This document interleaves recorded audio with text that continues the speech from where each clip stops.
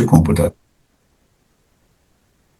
Boa noite, boa noite, boa noite para quem está junto com esse trio aqui. Ana Cristina de São Paulo, Verônica de New York, Juiz de Fora, e Joe de New York, Astolfo Dutra City. Muito bom. Estamos hoje, dia 19 de março, encontro 267, novos rumos. Para quem está sem rumo, é hoje. Para quem já tem rumo, é só confirmar. Sejam todos muito bem-vindos. Verônica, Ana, muito obrigado pela presença e pela participação. Vamos trabalhar porque o tempo urge. É com você, Ana. Olá, pessoal, tudo bem? Uma alegria muito grande estar de volta aqui com vocês e vamos seguir nosso aprendizado, né?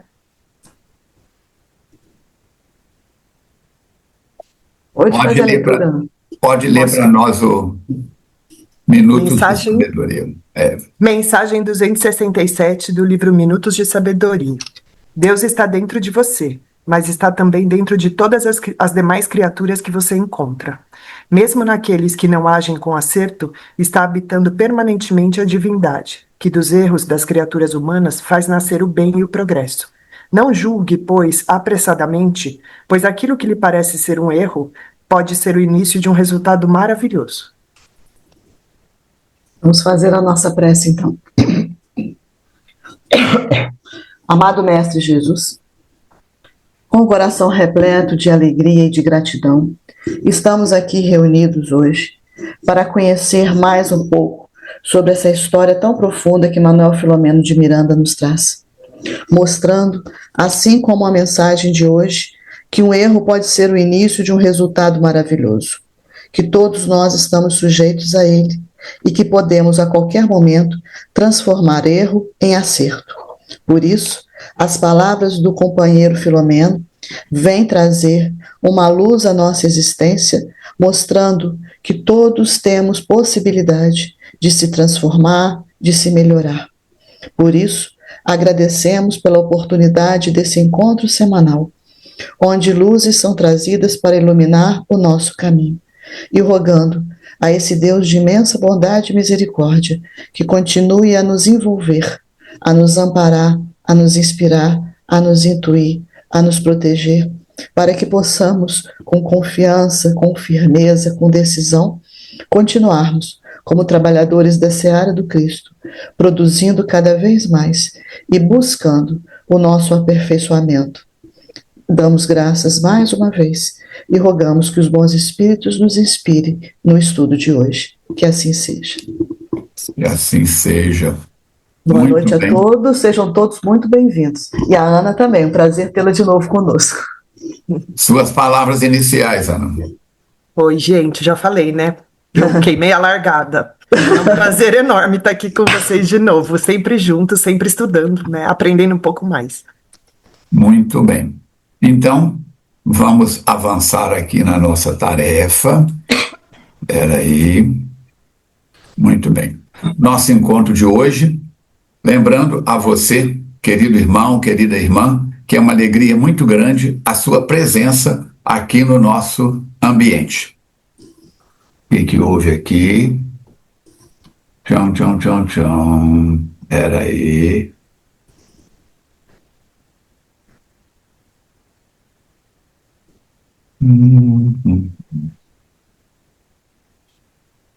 Pronto, não quer passar o slide. Eu mereço, eu mereço. Tecnologia. Tem vida própria. Tem vida própria. Teste.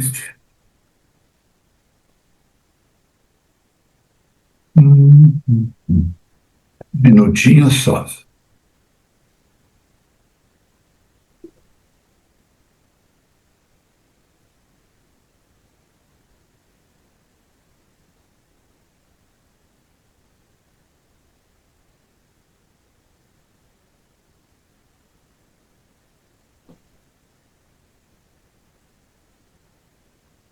Pronto.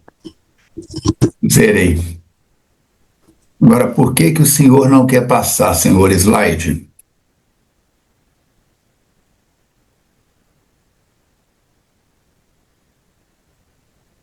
passou. Agora foi. Sejam então todos muito bem-vindos. Sejam bem-vindos à nossa FEAC. Abraçamos cada um de vocês com muita alegria nessa jornada extraordinária que é o nosso projeto Manuel Filomeno de Miranda.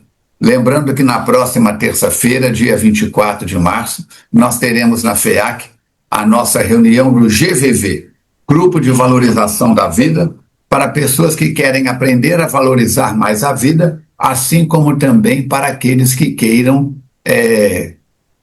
que estejam ou já estiveram pensando em autodestruição, em pensamentos inconvenientes, certo?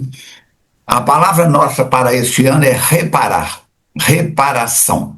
Todo ano nós temos 2 reuniões na FEAC que os amigos espirituais chamam de reunião de reabastecimento.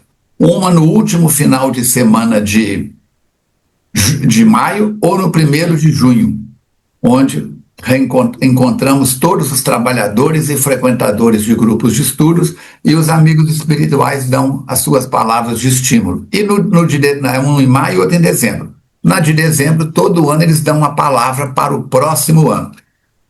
Recebemos em dezembro do ano passado as 2 palavras para trabalharmos em nós. Reparar e reparação.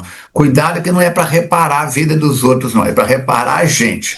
Dia 19 de janeiro, eu proferi uma palestra na FEAC explicando essas 2 palavras. Se você tiver alguma dúvida, é só ir lá e assistir. Está no youtube.com/feacnet. A presença de cada um de vocês é nossa alegria. Sejam muito bem-vindos. E vamos trabalhando. Somente você pode nos ajudar a chegar até outros internautas. Como assim, Falcone? É fácil. São 3 passos. Primeiro, dá um joinha, dedinho para cima aí, ó. E aí você aumenta o número você registra a sua visualização. Compartilha para o máximo de pessoas, familiares, amigos, grupos que você participa, presencial ou online. Segundo passo, assine este canal, clicando abaixo, ative o sininho para receber novas informações. Terceiro passo, escreva somente algumas palavras. Bom dia, boa tarde, boa noite, ou gostei, não gostei, o seu nome, a cidade que você está. Isso faz com que o algoritmo da plataforma reconheça que o conteúdo é pertinente e oferece para mais pessoas. Então, curta, comente, compartilhe, se quiser, salve também para assistir depois. Convidamos você também a visitar o youtube.com/Falcone Espiritismo, é a minha página pessoal. A cada semana, 2 a 3 palestras postadas tranquilamente. Siga o Instagram da FEAC, @FEACnet, siga o meu Instagram, @FalconeArmando, e através dele você vai ter oportunidade no meu Instagram de assistir também o programa toda quarta-feira de 11h30 ao meio-dia, na Rádio 93 FM. Este mês de março eu estou completando 30 anos de trabalho voluntário no rádio em Juiz de Fora. Lembrando do culto do Evangelho do Lar. Minha garrafa de água está aqui prontinha. Os amigos espirituais, eu repito sempre porque tem sempre gente nova participando. Esses slides de abertura aparecem em todos os encontros. O culto do Evangelho no Lar, o nosso encontro das noites de quinta-feira, corresponde a mais um culto do Evangelho. Prepare a sua água e vamos que vamos. Passamos a palavra para a Verônica para que ela possa recapitular o capítulo 26, trabalhar com ele, que foi da semana passada. Com você, então, a palavra, Verônica. Como o nome mesmo do capítulo traz, Noite de Angústias, foi uma noite de muitas angústias para o médium Davi, porque o capítulo se iniciou com a assistência espiritual que sempre é dada, né, ao grupo de espíritos, e principalmente nesse caso, o grupo de espíritos que acompanhavam o médium Davi. Então, orientado pela equipe do Dr. Carneiro, esse grupo começa a auxiliar a esses espíritos. Em seguida, o Manuel Filomeno de Miranda e companheiros se dirigem à casa da médium Raulinda. E quando eles chegam lá, eles percebem que ela está decidida a cometer o suicídio. E o Filomeno disse que é impressionante a quantidade de espíritos perturbadores que estavam ali ao redor dela, mostrando como as influências, nós atraímos, né, as influências espirituais para o nosso lado, de acordo com a nossa sintonia. Mas a assistência também se faz presente ali naquele ambiente, ajudando a essa irmã, afastando esses espíritos e tentando orientá-la de uma forma bem segura. Depois disso, o grupo vai acompanhar o médio Davi até um hotel de luxo, onde lá aconteceria um leilão. O Davi se desentende com uma outra pessoa, essa animosidade se torna mais violenta, então eles começam a ir para as vias de fato para brigar, e quando o Davi resolve sacar de uma arma que ele trazia consigo, ele tem um infarto e desencarna naquele momento. Então é assim que finaliza o capítulo anterior com o desencarne aí do nosso companheiro Davi, que nós estamos acompanhando a história desde o início do livro. Desafio. Depois de uma noite de angústias, capítulo de hoje, novos rumos. Davi desencarnou. Ele foi até aqui o personagem principal do livro. Né? Vamos na continuidade para o fim e vamos ver o que vai acontecer. Vamos lá então. Começa dizendo assim: sabíamos, graças a informações de Fernando, que um dos objetivos da nossa excursão à Terra era contatar com o cruel Tuktamik, que vivera no século XIV e desencarnara no começo do século XV. Havendo nascido na Sibéria, descendente do clã de Gengis Khan, foi senhor absoluto da região de Kipchak, quando recebeu o apoio de Timur Lang e devastou a Rússia. Posteriormente, o seu aliado inimizou-se com ele e o venceu, arrasando seu reino e expoliando-o terrivelmente. Desencarnou em desgraça por volta de 1406. A sua impiedade competia com a dos adversários, cada qual mais cruento e sanguinário. Se a gente mergulhar nas páginas da história, vamos ver que esses descendentes de Gengis Khan seguiram a metodologia deles. Eles chegavam numa cidade, mandavam aviso para que a cidade se entregasse. Gengis Khan fez isso com Damasco, onde Paulo de Tarso viu Jesus na entrada de Damasco. Mandou um aviso para que a cidade se rendesse. Não rendeu, ainda cortaram a cabeça do emissário dele, amarraram na sela do cavalo e mandaram de volta para o acampamento. Moral da história: ele matou todo mundo. E estes guerreiros não faziam prisioneiros, porque para fazer prisioneiro tinha que dar alimentação, tinha que cuidar, tinha que vigiar. Então, por onde eles passavam, quem não se entregava, quem não se submetia a eles, era tranquilamente passado a fio de espada.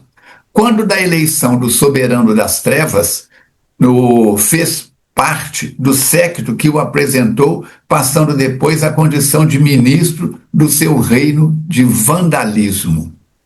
A coisa é séria. Então, de vandalismo espiritual. E nessa conjuntura lastimável a que nos referimos, havia planejado o homicídio do litigante, que sofrera indução de um dos seus comparsas, no desafio e agressão a Davi. Vira-se frustrado graças ao providencial acidente orgânico do médium, cuja saúde encontrava-se abalada pelos excessos cometidos e pela falta de cuidados para com o instrumento carnal. No momento da prece em rogativa de socorro, o irmão Ernesto, sabendo da deficiência cardíaca do seu pupilo, exortou sem palavras a interferência do pai para evitar uma tragédia mais grave, no que foi atendido. Quer dizer, aí o Davi desencarnou como um suicídio indireto, mas não desencarnou como homicida. Foi o que deu a ele essa certa estrutura. Com isso, não pôde o cruel inimigo desencarnado locupletar-se dos fluidos do recém-falecido, exaurindo-o e arrastando-lhe o espírito para a região onde se homiziava com a consciência tumultuada. Por tal razão, os mentores acompanharam o corpo do desencarnado, a fim de providenciarem o posterior desprendimento do amigo invigilante. Ou seja, eles não conseguiram levar o corpo, né, o espírito, não conseguiram arrastar para onde eles ocupavam. Então, por conta disso e por alguns méritos, né, que o Davi tinha, ele foi ajudado por esses mentores durante esse desprendimento.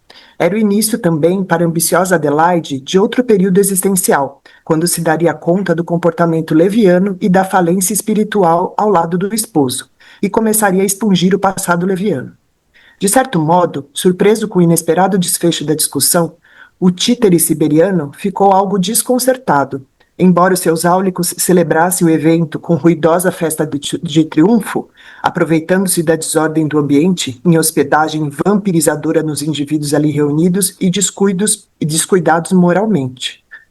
Quer dizer, ele ficou meio desconcertado porque ele não conseguiu ter êxito completo na tarefa que lhe foi passada, né? E ele, na verdade, ele estava desconcertado, mas os espíritos que estavam ali entraram em uma comemoração desvairada, né? E ainda conseguiram vampirizar por causa que todo aquele ambiente ali estava num descompasso danado, as pessoas que estavam ali comendo, bebendo, né? Estava numa vibração muito... Uma vibração. Então eles aproveitaram isso aí também para sugar aquelas energias daquelas pessoas que estavam ali. Né? Quando ele fala descuidados moralmente. Exato. Então, né? Além da brecha, a abertura, a viciação, ainda estavam totalmente descuidados da moral. Assim, utilizando-se do seu insucesso, o Fernando aproximou-se do feroz guerreiro e o saudou respeitosamente. Olha que interessante. Sabia quem era, o que estava pretendendo, o que estava fazendo ali, percebeu o sentimento dele naquela hora de frustração por não ter conseguido, e mesmo assim o saúda e ainda o trata com muito respeito. Isso é bom pra gente, né? Porque muitas vezes a gente às vezes não trata com respeito as pessoas, só tá vendo né, que o Filomeno toca nas feridas pra gente despertar. E aí ele diz: aguardávamos a sua presença, disse com naturalidade. Seja, pois, bem-vindo a este recinto, que não é lugar ideal para um diálogo, assim como não são as circunstâncias do momento. Convocado diretamente, identificando a qualidade moral do interlocutor, reagiu com enfado e furor. Então, o guerreiro percebeu quem era aquele espírito que aproximava dele. E aí ele, usando de uma autoridade que ele mesmo julgava, denomina, achava né? ter, né? Aí ele fala: sabe com quem está falando? E tomou ridícula postura de personalidade tribal dominadora, que é o que ele já trazia lá nas suas reminiscências. Sem dúvida, redarguiu o nosso amigo, falo com o velho Khan Tuktamak, terror de várias regiões do norte europeu asiático. E agora que vem a parte interessante, que a morte arrebatou e destituiu, reduzindo-o à sua significação de pária espiritual. O pária significa alguém que pertence a uma casta mais baixa numa hierarquia da sociedade. Então foi só falar isso que o outro já desequilibrou um pouquinho mais, né? Na Índia tem as castas, né? A casta superior é a dos brahmanes, e a casta mais inferior são dos párias, ou dos invisíveis. Chamar esse camarada que se julga dono de uma determinada região do mundo espiritual, com domínio pleno, tendo sobre cuidados dele uma legião de espíritos perturbados e perturbadores. Semelhante atrai semelhante. E ser chamado de pária foi um murro na boca do estômago, uma falta de respeito, a mãe do Fernando.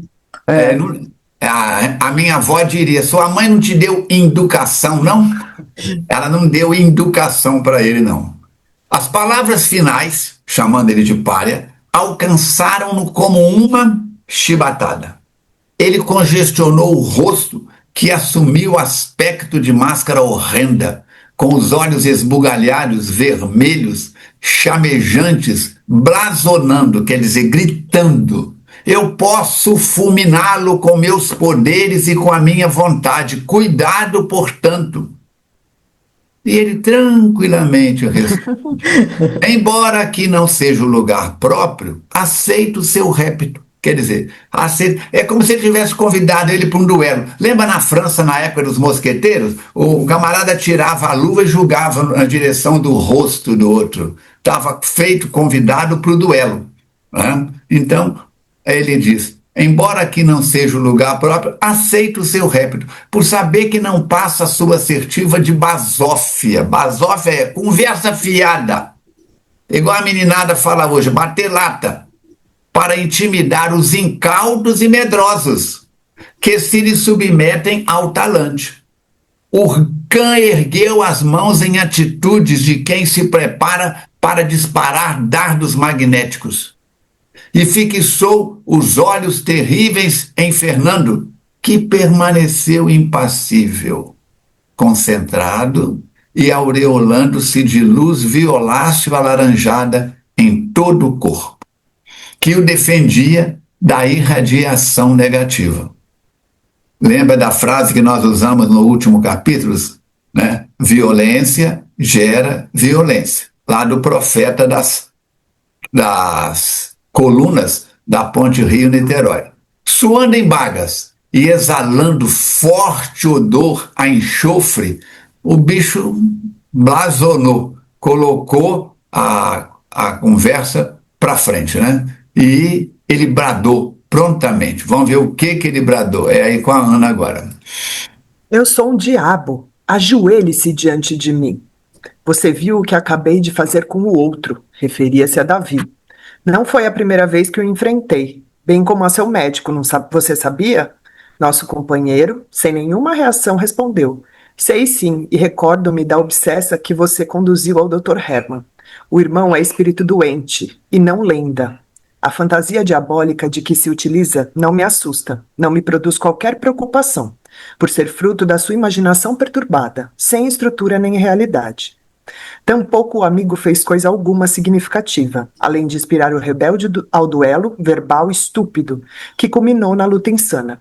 A sua ação foi um fracasso, de que terá que dar conta ao seu chefe, que esperava e pretendia algo mais expressivo.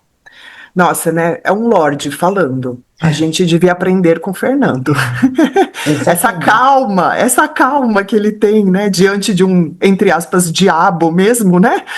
É de uma elevação espiritual que a gente não imagina, porque a gente ficaria, eu penso super nervosa nessa situação.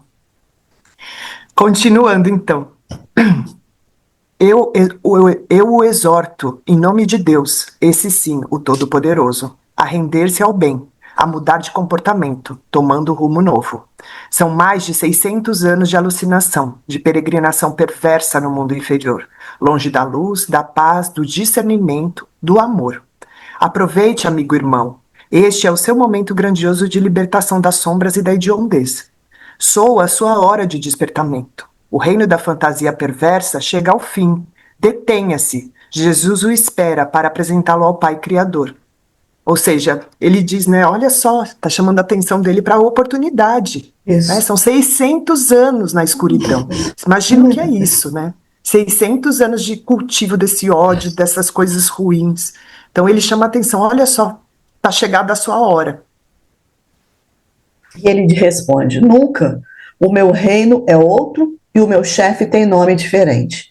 A minha luta é a saga da destruição, do ódio à humanidade e ao seu cordeiro, a Deus. Uma nuvem espessa circundou, como se originada de uma explosão de pólvora, e ele desapareceu. Ô Falcone, como que é esse processo? Que nuvem é essa aí? Tipo uma fumaça? Ele que criou isso? Foi um ambiente? O ódio dele, a raiva dele, né? Ele movimenta os átomos em torno e dá esse fenômeno. É igual no caso do poltergeist. O que é o poltergeist? Fenômenos de fogo, de pancadas, de fumaça, de... Peraí. Está faltando. Pedradas. Né? Quando eu comecei na mediunidade, a Ana e você não tinham nascido ainda, 71 menos 14, você faz a conta, tem 57 anos. Você tem 57 anos, a Ana tem? Não tem. Aí o que Sim, eu acontece? tenho, já passei. Eu participei de visitando com o Mateus e com o grupo da turma de frente dele. Eu era um moleque no meio deles, todo mundo ali tinha idade para ser meu pai, minha mãe, meu avô, minha avó, e eu com 14 anos andando no meio daquela turma com a mediunidade eclodindo. Aí nós fomos visitar fazendas onde os espíritos jogavam as panelas pela janela, assoviavam pela casa inteira. Entra no Entra no YouTube e digita assim: Casas Mal Assombradas, Armando Falcone. É uma palestra que eu fiz para a Yasmin Madeira lá na TV Nova Luz. E eu conto vários casos. Um dos casos que mais me assustou foi, nós chegamos numa casa e tinha uma sanfona tocando. E eu, como músico, já era músico naquela época, né? Desde os 6 anos que eu toco em banda de música, eu estou assim, cadê a sanfona? A dona da casa falou assim, tá dentro do estojo, dentro da caixa. Não falou estojo, caixa, né? Hoje chama case. Ai, que lindo. Cada instrumento tem o seu case, né? Dentro da caixa. A sanfona, Ana, estava dentro da caixa, Nossa. fechada, e o espírito conseguia produzir som.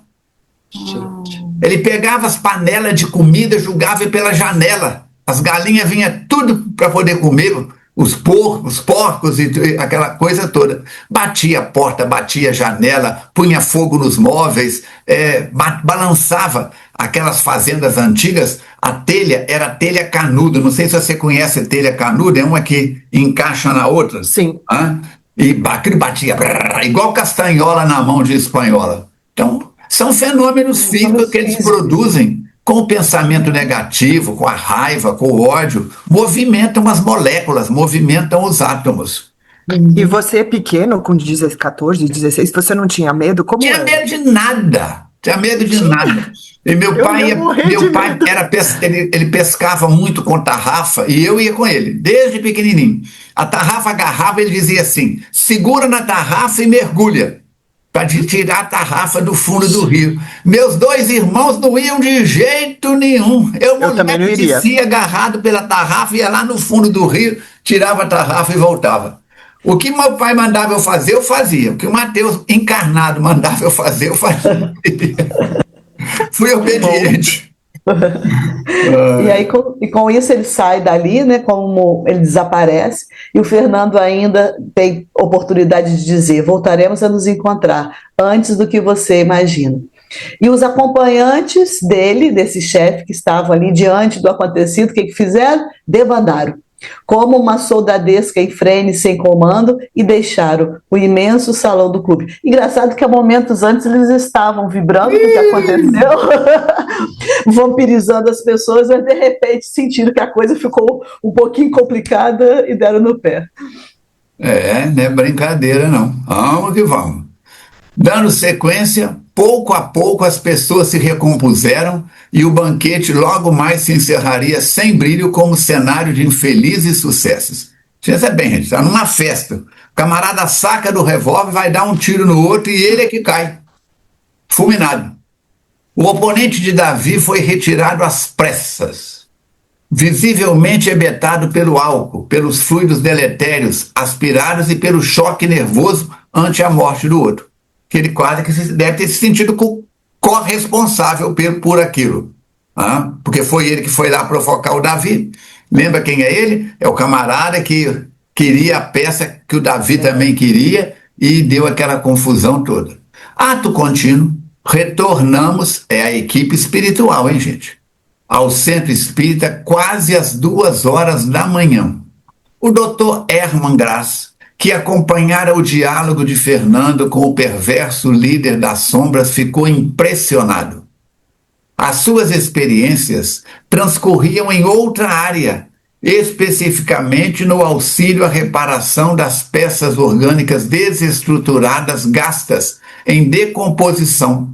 É claro que ele sabia das forças em litígio no mundo espiritual como no físico, mas nunca se havia preocupado com elas, até o dia que fora desafiado no passado pela obsessa que esbofeteara. Então nós temos que pensar nisso. Quem é o Dr. Hermann Grass? Ele é um mecânico de carro. Quebrou uma peça, ele vai lá, troca a peça, conserta a peça, repara a peça no corpo físico. O pessoal chega na FEAC, Ana, e pergunta assim: que dia que é a reunião de tratamento espiritual aqui na FEAC? Mateus responde: temos 38. São os grupos de estudos. Não adianta consertar. Jesus dizia: não colocar sal em carne podre, não colocar remendo novo em pano velho, não colocar vinho novo em odre velho, racha o odre.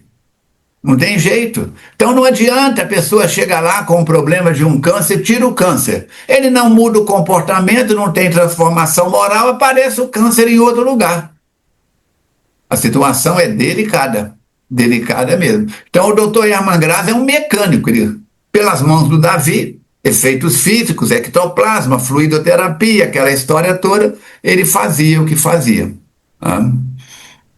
Continuando então, percebendo-lhe as interrogações que não chegava a formular, fraternalmente Fernando explicou-lhe: o mundo que ora habitamos é o causal, eterno, real. Ele está falando para o Dr. Herman.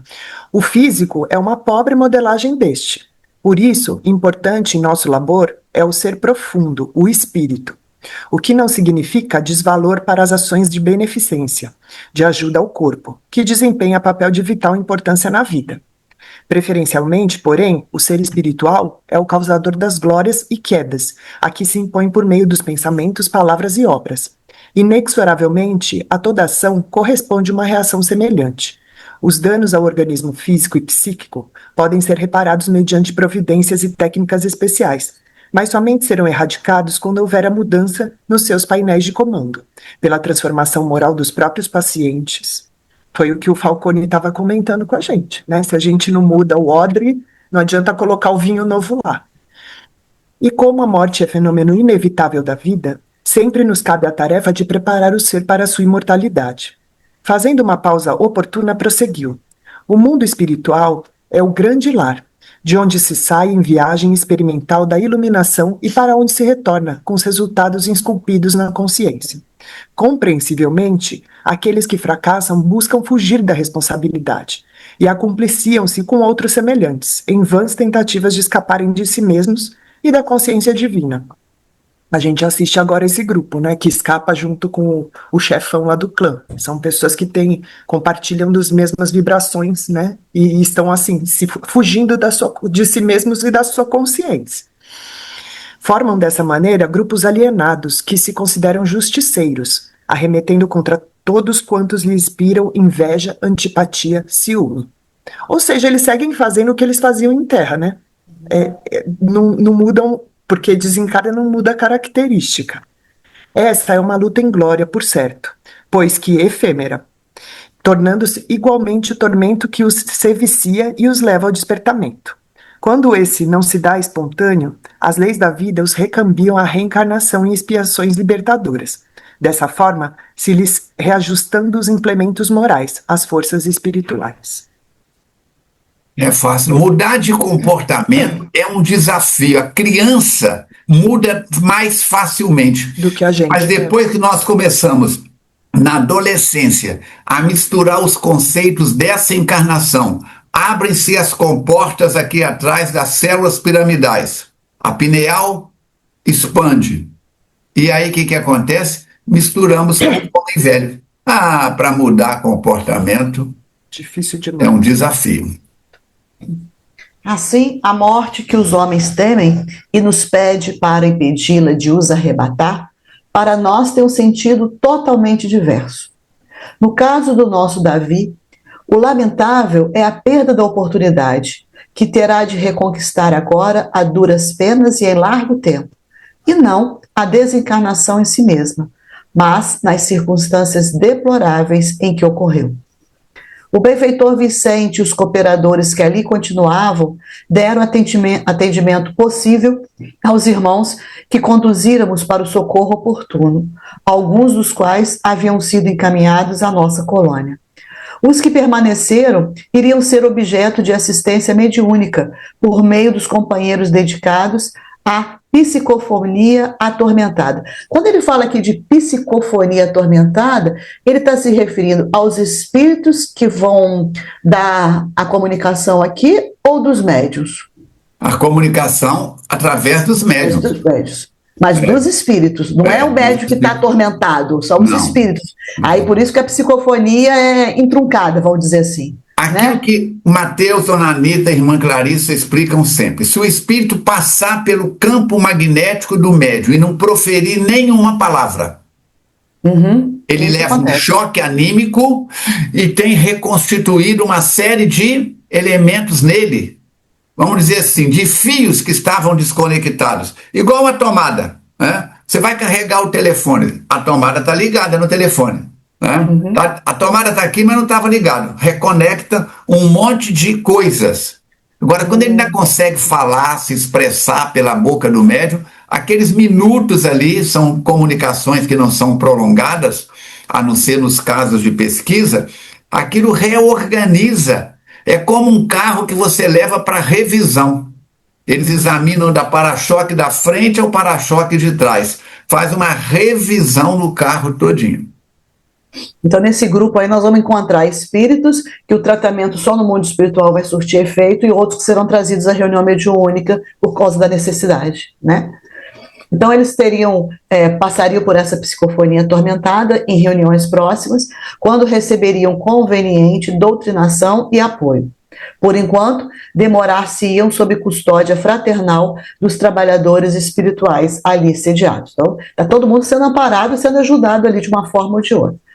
Transcorridos alguns minutos, chegaram o irmão Ernesto e o doutor Carneiro, elucidando, explicando, falando que o corpo do nosso amigo, do Davi, estava sendo transferido para a morgue, que é necrotério, cumprindo as exigências legais, e que ele, embora ainda vinculado aos despojos carnais, estava convenientemente anestesiado, o que lhe impedira sofrer as dores da necrópsia. Está tendo amparo. Consideram os dedicados guias que, apesar das últimas atitudes lamentáveis, a sua existência também fora assinalada por ações nobres e caritativas no começo do ministério mediúnico, antes que se permitisse perturbar pela empáfia, pela prosápia.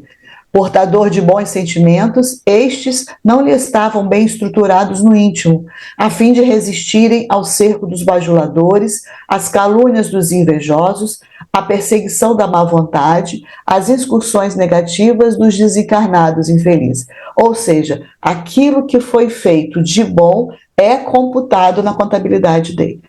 Então, mesmo que ele tenha se desregrado por um caminho, o que foi feito lá atrás tem o seu valor e está ajudando muito ele nesse momento. No princípio da mediunidade dele, ele fez coisas extraordinárias. Começou muito bem. Tinha um padrão moral, tinha o equilíbrio, tinha o consultório dele. Depois ele abandonou o consultório, dedicou-se integralmente à mediunidade, porque ele trazia também rendimentos. Ele não precisava mais de trabalhar. Sua dedicação inicial granjeara-lhe simpatias, afetos, gratidões. Desse modo, muitos espíritos a quem ele beneficiara como médium autêntico ou aos seus familiares encontravam-se de prontidão, em vigília, acompanhando-lhe as últimas imposições terrestres e orando em seu benefício. Lá no nosso lar, o André Luiz tem a prece daquela paciente que ficou orando por ele. Nenhum bem que se faça fica sem resposta. Há sempre uma recompensa de amor a qualquer ato de amor, mesmo quando inconsciente ocorre essa atitude. É um desafio. Dirigindo-se ao Dr. Graça, o benfeitor Ernesto adicionou: milhares de pessoas de ambos os planos da vida rogam bênçãos para o amigo, que as ajudou a diminuir sofrimentos físicos e angústias morais. Outras tantas se interrogam como ficarão agora, tendo em vista o afeto que devotam ao nobre médico.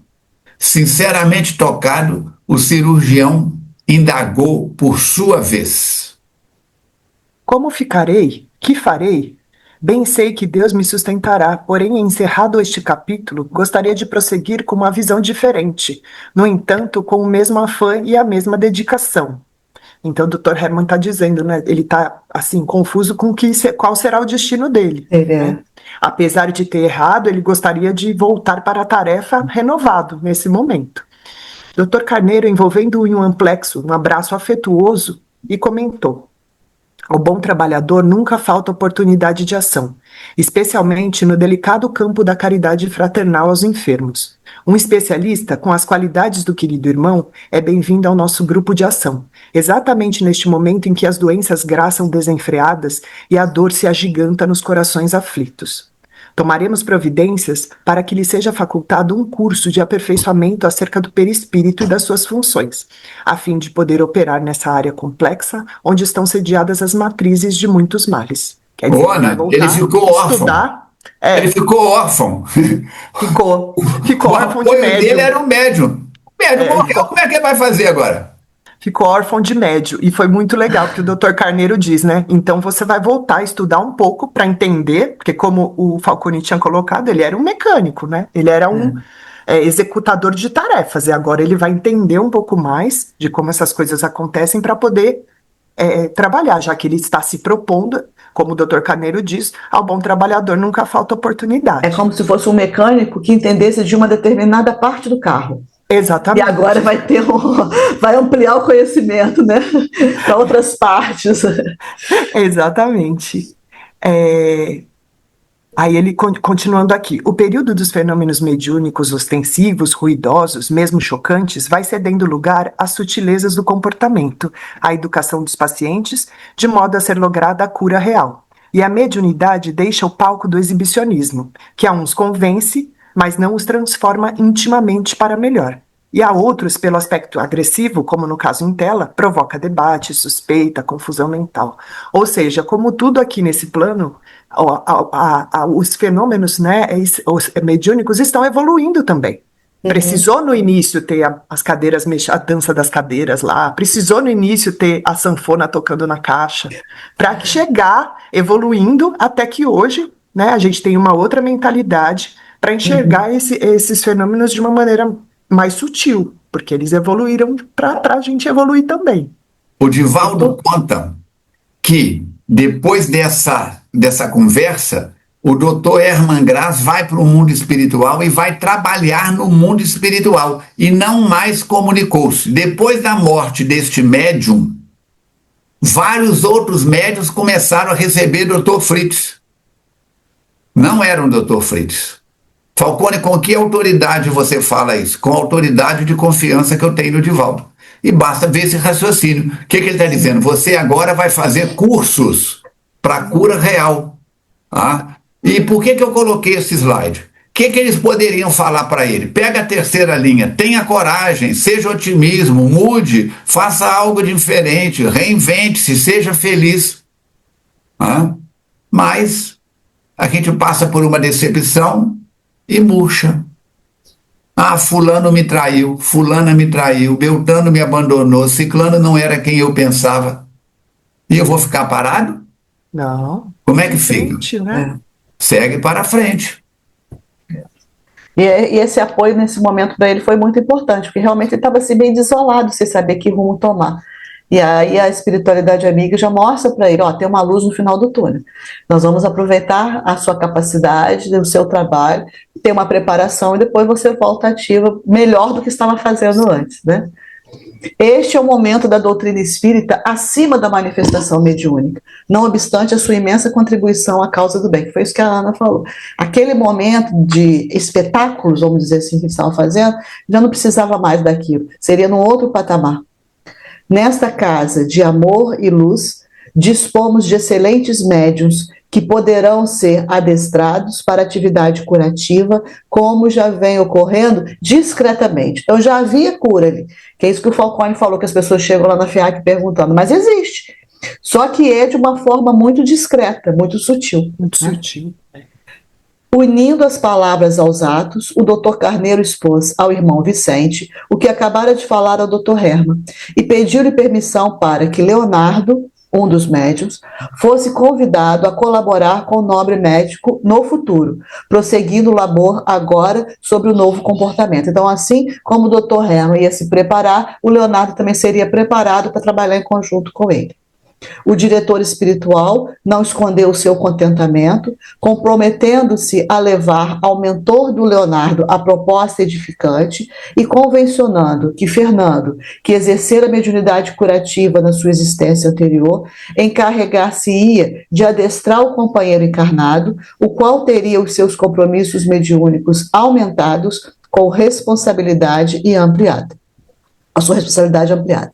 Testado por anos a fio, o candidato ao trabalho mais específico havia superado empecilhos e problemas que todos têm, sendo fiel aos compromissos abraçados, particularmente os de referência às atividades mediúnicas. Então, esse companheiro é alguém que teve os seus desafios e foi vencendo aos poucos. O que mostra para a gente também que o esforço de cada um em se melhorar pode ter um resultado muito positivo. Então, estamos na estrada e as pedras pelo caminho nós vamos encontrar. Mas o que nós vamos fazer com essas pedras? Então, isso aí que é importante. Tanto na área da mediunidade como na vida mesmo, né? Naturalmente. Com certeza. No final eu vou fazer vamos partir aí para o último pacote de parágrafos e eu vou contar um caso para vocês ligado a essa situação. Vamos lá. Então, sendo esse um campo espinhoso, seriam tomadas providências para que as realizações ocorressem com discrição.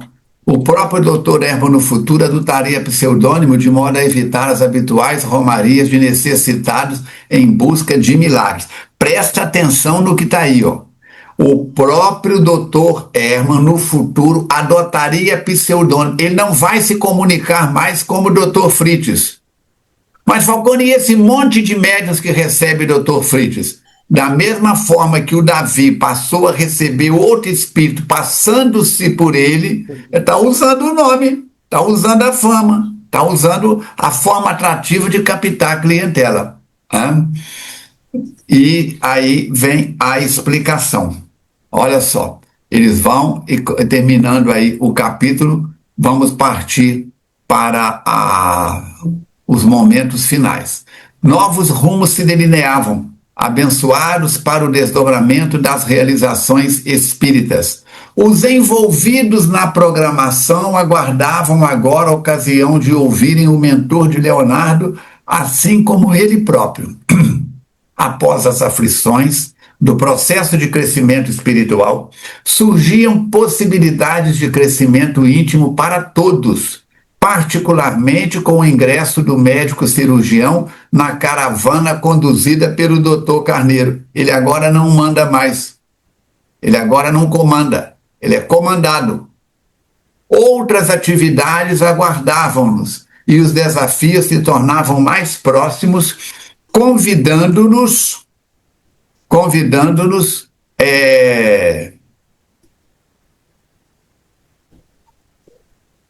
ao recolhimento e à gratidão de Deus. Então nós temos que ter muito cuidado. Com isso que está aí, nós fechamos então o capítulo 267. Não, o capítulo 27, o encontro 267. E agora eu vou contar um caso para vocês que a imprensa no Brasil, infelizmente, não mostra o que precisa e o que deve. Mostra o que é interesse dos partidos políticos a quem servem e não ao povo. Quantas pessoas fazem o bem e não tem nenhum comentário, mas o escândalo sempre vence. Então vamos lá. A Adelaide, esposa do médium Davi, alguns anos depois foi ao Rio de Janeiro, porque tinha um médium no Rio de Janeiro recebendo o Dr. Fritz. E ela quis ver se era realmente o Dr. Fritz. O que ela faz? Ela entra na fila do atendimento anônima.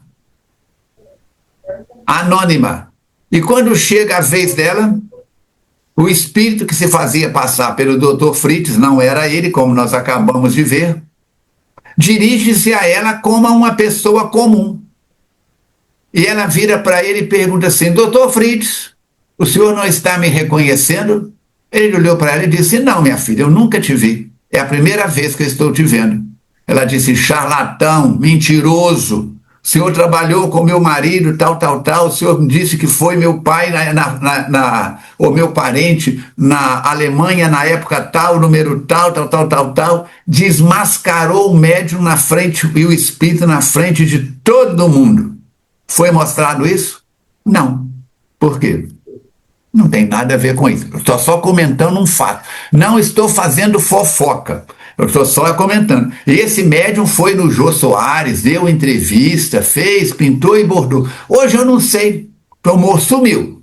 Se continua trabalhando ou não. Então nós estamos aí hoje fechando o capítulo 27. O livro está acabando. Verônica, você tem o exemplar aí do nosso próximo livro? Eu tenho, só que está encapado, não sei se dá para ver. Peraí, eu tenho uma aqui. Acho que tem aqui, ó. Ah, tá aqui, eu já achei, eu tenho o meu aqui. Mas acho que dá para ler. Ó, nós vamos confirmar isso logo, logo. Mas provavelmente o nosso próximo livro vai ser esse aí, tá? A Verônica com uma capa e eu com outra. Mais antigo. Mesmo livro. Temas da vida e da morte. É uma metodologia diferente, os capítulos são menores. Alguns capítulos nós vamos ter que estudar 2 capítulos no mesmo estudo, outros dá para fazer individual. Estamos ainda, a Verônica e eu, fazendo uma metodologia para ver como que nós vamos trabalhar isso. Qual que é o próximo capítulo, Verônica? O Calvário de Adelaide. Hein? Calvário de Adelaide. Ó, para a próxima quinta-feira nós teremos então aí o Calvário de Adelaide. O Calvário de Adelaide. Tá? E se nós formos fazer uma recapitulação desse capítulo, tá, que nós estamos trabalhando com ele aí, nós vamos ver então tranquilamente que nesse capítulo nós somos conduzidos a um momento decisivo da narrativa. O livro mudou 180 graus agora. Contrastes entre a ilusão do poder, a persistência no mal e as possibilidades reais de redenção espiritual. A comitiva espiritual acompanha uma tentativa frustrada de ação criminosa. A intenção de vampirizar e escravizar o Davi por mais tempo. Fernando enfrenta diretamente o antigo Cã, desmascara a sua autoridade, fala que ele não tem autoridade nenhuma. Ele dá aquela explosão, foge e mais cedo ou mais tarde a coisa vai pegar de novo. O capítulo ainda vai levar-nos a reflexões sobre a responsabilidade moral do espírito, deixando claro que doenças, quedas e sofrimentos não se resolvem apenas no corpo físico, mas há necessidade de, além da morte do corpo, continuar o processo de cura e autocura. O médico Dr. Hermann Grass, agora tocado pelos acontecimentos, vai seguir novo rumo espiritual. E o capítulo encerra-se com a mensagem de esperança. Nenhum bem realizado se perde. Embora o Davi se perdeu, entre aspas, nos labirintos da obsessão, milhares de preces estão convergindo para ele. A doutrina espírita avança acima do personalismo, do exibicionismo do ego. Novos rumos, que é o título do capítulo, representam assim a transição da sombra para a luz. A essência, a importância da vigilância, a gratidão e a transformação moral contínua. Com isso, nós vamos encerrar o capítulo com o trabalho do poeta anônimo, que nos diz da seguinte maneira: das sombras nasce a lição, quando a luz chama a verdade. Todo espírito tem redenção, se aceita a própria responsabilidade. Quer dizer, ninguém se perde. Aquele negócio das penas eternas, você vai para os quintos do inferno e não sai nunca mais. Ilusão, ignorância. Nossa, lá atrás, quando criamos essas metodologias. Basta ler O Céu e o Inferno, primeira parte, Allan Kardec, e você vai ver tudo isso. O poder falso que o Davi, que o Dr. Hermann Grass tinha, o poder falso cai no chão, diante da lei que nunca erra. Só o amor faz libertação nos 2 planos da vida. Séculos Séculos de erro e ilusão não vencem a voz do despertar. Deus oferece renovação a quem decide recomeçar. Nunca é tarde para recomeçar. O mundo diz que a esperança é a última que morre. Que morde. É a última que morre. E os espíritos me ensinam que a esperança é a que sobrevive. A morte não rompe a estrada, apenas muda a direção. A alma segue convocada à colheita da própria ação. Ponto básico da doutrina espírita, lei de ação e reação. O mal, que é a ausência do bem, se impõe com fantasia, mas a verdade faz o mal ruir. Só a luz, quando desafia, ensina o espírito a evoluir. Não é o fenômeno que transforma, nem o brilho que chama a atenção. É o bem vivido em sua forma que educa o coração. Se o brilho que chama a atenção, gente, evoluísse, a Marquesa de Sapucaí era um pedaço do céu. Porque todo mundo de lantejoula, de quantas pessoas estão nuas, cobertas de purpurina e cola. É um desafio. Toda queda guarda um sentido, quando há coragem de aprender. Quem aceita o próprio ruído abre espaço para crescer. Aqui dentro tem um vulcão, ora adormecido, ora em ebulição. Ninguém fica, nenhum bem fica esquecido na justiça do amor maior. O gesto simples oferecido é luz no caminho do sofredor. A obra ensina passo a passo que ninguém caminha em vão. Cada estudo rompe o laço da ignorância e da ilusão. A obra ensina passo a passo que ninguém caminha em vão. Cada estudo rompe o laço da ignorância e da ilusão. E fechando essas quadrinhas, é um convite para nós continuarmos juntos aqui nos encontros com Manuel Filomeno de Miranda, uns com os outros, orando uns pelos outros, como vai estar no penúltimo slide. Oremos mais uns pelos outros. Sigamos juntos na leitura, com humildade e emoção. Trilhas da Libertação é a cura, que educa a alma e o coração. Só não aprende quem não quer. Doutrina espírita é um tamborete de 3 pés, gente. Ciência, filosofia e religião. E como o cordel está sempre presente na nossa cultura, vamos para cestilhas, que agora, em vez de quadrinhas, são 6 linhas. E o poeta anônimo nos diz: nesta estrada iluminada que a doutrina vem traçar, cada página estudada faz a alma se elevar. Agradeço com emoção Miranda e Divaldo em união. Olha como é que é a poesia. Iluminada com estudada, traçar com elevar e emoção com união. Ah, como é que encaixa tudo? Como diz o outro, como diz o mineiro, é trem de doido, é trem de doido. No cordel da vida humana, ninguém caminha sem razão. Quem estuda, quem se empenha, faz da dor libertação. Miranda trouxe a verdade. Divaldo deu-lhe claridade. É para a gente pensar, cada uma quadrinha dessa, uma cestilha dessa, dá para a gente falar meia hora aí. Esta obra, Trilhas da Libertação, essa obra nos ensina a vigiar mente e ação, pois a queda nos domina, sem amor no coração. Gratidão a quem serviu e no bem nunca fugiu.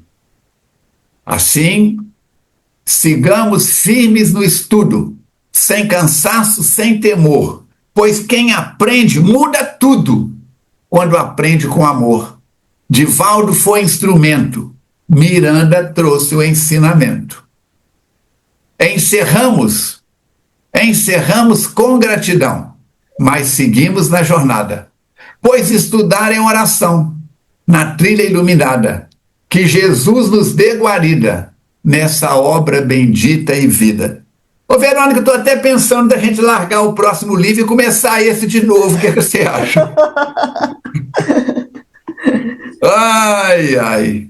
Quinta-feira que vem tem mais, minha gente. Se Deus quiser e Ele quer. Mais um encontro com Manuel Filomeno de Miranda. Gostou do conteúdo? Curta, comenta, compartilha. A turma que põe pornografia, fofoca, politicagem, todo mundo curte. Os espíritas estão preguiçosos.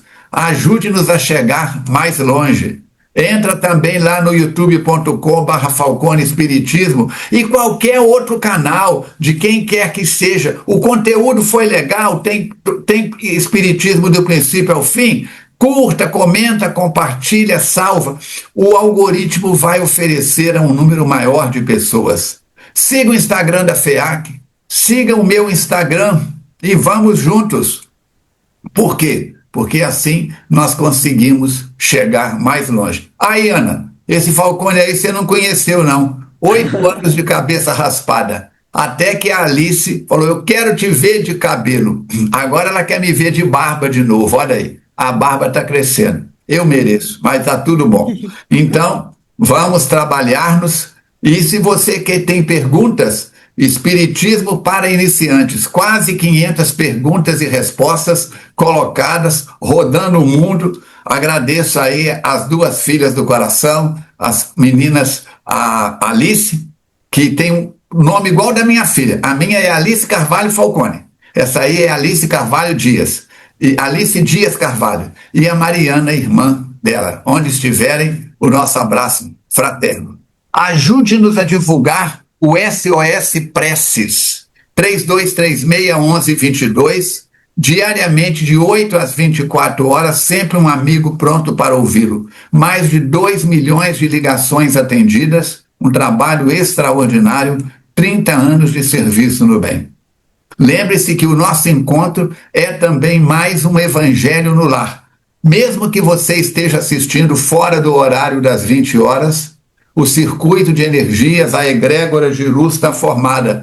A água está aí fluidificada para que a gente possa tomar. O poeta anônimo fez as cestilhas e falou da importância do trabalho do Divaldo e do Filomeno. E você, Falcone? E você, Ana? E você, Verônica? O que adianta termos informação? Informação sem transformação gera estagnação. Porta aberta à obsessão, diz o nosso Matheus Fernandes Fraga. Dia 24 de março, próxima terça-feira, reunião do GVV. Acontece toda primeira e terceira terça-feira do mês, somente presencial. Que Deus nos abençoe, nos guarde na sua paz e na sua luz. Que Jesus, esse mestre e amigo, continue tendo paciência com você, comigo, com todos nós, com o planeta Terra, que tem uns aí querendo pôr fogo até em Marte e Saturno, se deixar a cara na reta. Que possamos nos encontrar novamente na próxima quinta-feira. Volta aqui, rapaz. Aí, ó. Parabéns pela sua presença. Oremos mais uns pelos outros e vamos que vamos, juntos e misturados. Por quê? Porque assim a gente chega mais longe, tá bom? Ana, minha filha, aproveitando aí a sua presença, suas palavras finais e depois a Verônica. Gente, só agradecer, né? Muito obrigada. Um ótimo ensinamento, cheio de riqueza esse texto, né? E vamos continuar. Me precisando, estou aqui, gente. Um abraço. Igualmente. Agradecendo a presença da Ana, que sempre abrilhanta o nosso encontro, agradecendo a presença dos internautas que também estão nos seguindo, acompanhando e aprendendo junto com a gente, e que possamos continuar aí, que essa reta final ainda traz grandes emoções. Muita coisa para a gente aprender ainda nesse finalzinho de livro. Uma boa semana a todos e até quinta-feira. Ana, quer fazer a prece de encerramento para nós? Vamos então, pedindo a presença dos nossos espíritos amigos, agradecendo pelos aprendizados ricos de hoje, que se conectaram perfeitamente ao texto de início do nosso querido Pastorino, né? Que a gente não julgue, que a gente olhe e espere um pouco antes de julgar, porque cada acontecimento, como esses tristes do livro, podem gerar frutos maravilhosos. E que nós perseveremos, né? Que a gente consiga seguir em frente nesse estudo para sempre, passinho a passinho, melhorar. Agradecemos a Deus, ao nosso Mestre Jesus, e pedimos que continue nos abençoando para que a gente continue firme nesse caminho de perseverança, né, no estudo e na evolução espiritual. Que assim seja. Que assim seja. Muito obrigado a todos vocês. Muito obrigado pelas palavras finais da Ana, da Verônica. Lembra que você é o nosso convidado especial. Agradecemos a Jussara, ao Chaves, a todas as equipes da FEAC que fazem a instituição funcionar. Agradecemos a Manel Filomeno de Miranda, a Divaldo, os Espíritos Bons, o Davi onde esteja, a esposa dele e os filhos encarnados onde estejam, o Dr. Herman Grazi e tudo mais, que as bênçãos divinas continuem a nos envolver nas tarefas do bem. Tá bom? Gostou do vídeo? Compartilha e vamos em frente. Vamos trabalhar-nos para que possamos nos reencontrar na próxima quinta-feira mais fortes. Essa aqui é o nosso encontro, Academia Espiritual. O Mestre Shin disse que os encontros com Manel Filomeno de Miranda são Academia Espiritual. Então vamos malhar a musculatura espiritual. Muito obrigado a tudo e a todos, muito obrigado a Deus, aos bons espíritos. Até quinta-feira que vem, se Deus quiser e Ele quer. Vem para cá, que aqui é bom.